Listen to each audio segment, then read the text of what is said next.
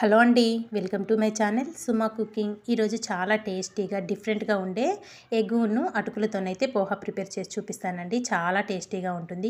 ఇది మనకి మార్నింగ్ బ్రేక్ఫాస్ట్గా అయినా, లేదంటే నైట్ డిన్నర్లోకైనా, లేకపోతే పిల్లలు స్కూల్ నుంచి ఈవినింగ్ టైంలో ఇంటికి వచ్చేస్తారు కదండి, అలాంటప్పుడు స్నాక్ లాగా కూడా ఇలా చేసి పెట్టేయచ్చు. చాలా బాగుంటుందండి. కొత్తగా ఇలా వెరైటీస్ చేసి పెడుతుంటే పిల్లలు కూడా చాలా ఇంట్రెస్ట్గా తింటారు కదా. ఇక్కడైతే నేను అటుకులు తీసుకున్నానండి. తీసుకొని వాటిని శుభ్రంగా కడిగేసుకొని వాటర్ మొత్తం తీసేసి ఒక బౌల్లోకి అయితే వేసుకోవాలి. పొడి పొడిగా ఉంటాయి. తర్వాత స్టవ్ పైన అయితే ఒక ప్యాన్ పెట్టేసుకొని కొద్దిగా ఆయిల్ వేసుకోవాలండి. నేను ఈ ఎగ్ పోహాకి అయితే 3 ఎగ్స్ తీసుకున్నానండి.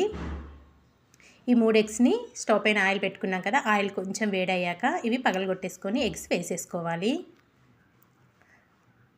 మనం రెగ్యులర్గా అటుకుల పోహా తింటున్నాం కదండి, అలా కాకుండా ఇలా ఎగ్స్ వేసి ఒక్కసారి ట్రై చేయండి, చాలా బాగుంటుంది.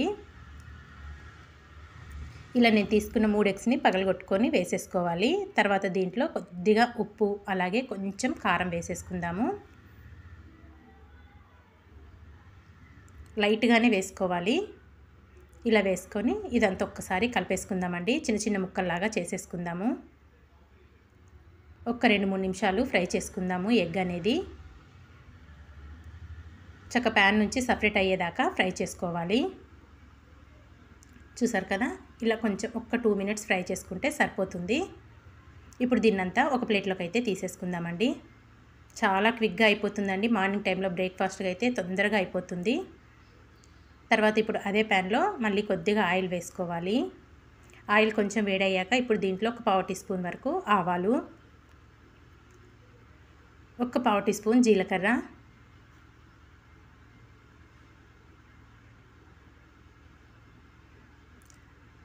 ఇందులోనే కొద్దిగా ఒక 2-3 పచ్చిమిర్చిని సన్నగా కట్ చేసుకొని వేసుకోవాలి. అలాగే కొంచెం కరివేపాకు. ఇవన్నీ 1 నిమిషం పాటు ఫ్రై చేసేసుకుందాము. తర్వాత దీంట్లో సన్నగా కట్ చేసుకున్న ఉల్లిపాయ ముక్కలు, ఒక మీడియం సైజ్ ఉల్లిపాయ అయితే సరిపోతుందండి. ఉల్లిపాయ కూడా వేసేసుకొని ఇదంతా ఒక్కసారి కలిపేసుకుందాము. ఇప్పుడు దీంట్లో ఒక 1/4 టీ స్పూన్ వరకు పసుపు, అలాగే ఒక 1/4 టీ స్పూన్ వరకు అల్లం వెల్లుల్లి పేస్ట్ కూడా వేసేసుకోవాలి. అల్లం వెల్లుల్లి పేస్ట్ వేసుకొని ఇదంతా ఒక్కసారి కలిపేసుకుందామండి. ఉల్లిపాయ ముక్కలు కొంచెం మగ్గించేసుకుందాము 1 నిమిషం పాటు. ఉల్లిపాయ ముక్కలు కొద్దిగా మగ్గాక ఇప్పుడు దీంట్లో సన్నగా కట్ చేసుకున్న టమాటా, చిన్నవి ఒక 2 టమాటాలు వేసుకుంటే సరిపోతుందండి. నేనైతే చిన్నవి 2 టమాటాలు లోపల ఉన్న విత్తనాలు తీసేసి చిన్న ముక్కలుగా కట్ చేసేసుకున్నాను. తర్వాత ఇందులో ఇప్పుడు రుచికి సరిపడినంత సాల్ట్, అలాగే ఒక 1/4 టీ స్పూన్ వరకు కారం అనేది మీ స్పైసీని బట్టి వేసుకోండి. పిల్లలు తినే లెక్కనైతే కారం వేయకపోయినా పర్వాలేదండి. మనం పచ్చిమిర్చి వేసుకున్నాం కాబట్టి ఆ స్పైసీ అనేది సరిపోతుంది. టమాటా ముక్కలు, ఉల్లిపాయలు ఇవన్నీ కొంచెం మనం ఉప్పు కారం వేసుకున్నాం కదా, చక్కగా సాఫ్ట్గా మగ్గేదాకా ఒక 2 నిమిషాలు మూత పెట్టుకొని మగ్గించేసుకోవాలి. ఇక్కడైతే సాఫ్ట్గా మగ్గిపోయినాయి. ఇప్పుడు దీంట్లో మనము ముందుగా తడిపెట్టుకున్నాం కదండి అటుకుల్ని, వాటర్ మొత్తం తీసేసుకుని ఒక బౌల్లోకి పెట్టుకున్నాం కదా, అటుకుల్ని మొత్తం దీంట్లో వేసేసుకోవాలి. అలాగే మనం ఫ్రై చేసి పెట్టుకున్న ఎగ్ని కూడా వేసేసుకోవాలి. ఇంకా పైనుంచి కొద్దిగా కొత్తిమీర వేసేసుకొని ఇదంతా ఒక్కసారి బాగా మిక్స్ చేసేసుకుందామండి. ఉప్పు, కారం, ఎగ్గు వేసుకున్నాం కదా, ఇదంతా అటుకులకు పట్టే విధంగా మొత్తం కలిపేసుకోవాలి. చూసారు కదా, చూడటానికి ఎంత కలర్ఫుల్గా ఉందో. మనకు మధ్యలో తినేటప్పుడు ఎగ్ తగులుతూ ఉంటే కూడా భలే టేస్టీగా ఉంటుందండి. ఒక్కసారి అయితే ఇలా ఎగ్ పోహా అనేది ట్రై చేయండి, చాలా బాగుంటుంది.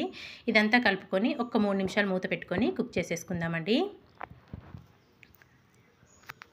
ఒక 3 నిమిషాలు కుక్ చేసుకున్నాకైతే నేను చూపిస్తున్నాను. చూసారు కదా, ఇక్కడైతే మనకి రెడీ అయిపోయింది ఎగ్ పోహా అనేది. ఇదంతా ఒక్కసారి కలుపుకొని ఒక సర్వింగ్ ప్లేట్లోకి అయితే తీసేసుకుందాము. చాలా టేస్టీగా, చాలా డిఫరెంట్గా ఉంటుందండి. తప్పకుండా ట్రై చేయాలండి మీరు. చాలా టేస్టీగా ఉంటుంది. ఇక్కడైతే నేను చక్కగా ఒక ప్లేట్లోకి అయితే సర్వ్ చేసేసుకుంటున్నాను. ఇంతే అండి, ఎంతో టేస్టీగా సింపుల్గా ఎగ్ పోహా అయితే రెడీ అయిపోయింది. చక్కగా నిమ్మకాయ అలాగే ఉల్లిపాయతోనైతే సర్వ్ చేసుకొని తినండి, సూపర్ టేస్టీగా ఉంటుంది. వేడిగా తింటే మటుకు చాలా బాగుంటుందండి. తప్పకుండా మీరు ట్రై చేసి మీకు ఎలా వచ్చిందో నాకు కామెంట్ చేసేయండి. ఇలాంటి మంచి వీడియోస్ కోసం అయితే నా ఛానల్ని వెంటనే సబ్స్క్రైబ్ చేసుకోండి ఫ్రెండ్స్. వీడియో నచ్చితే మీ ఫ్రెండ్స్కి, రిలేటివ్స్కి షేర్ చేయడం మాత్రం మర్చిపోకండి. థ్యాంక్ యూ ఫర్ వాచింగ్ అండి. బాయ్.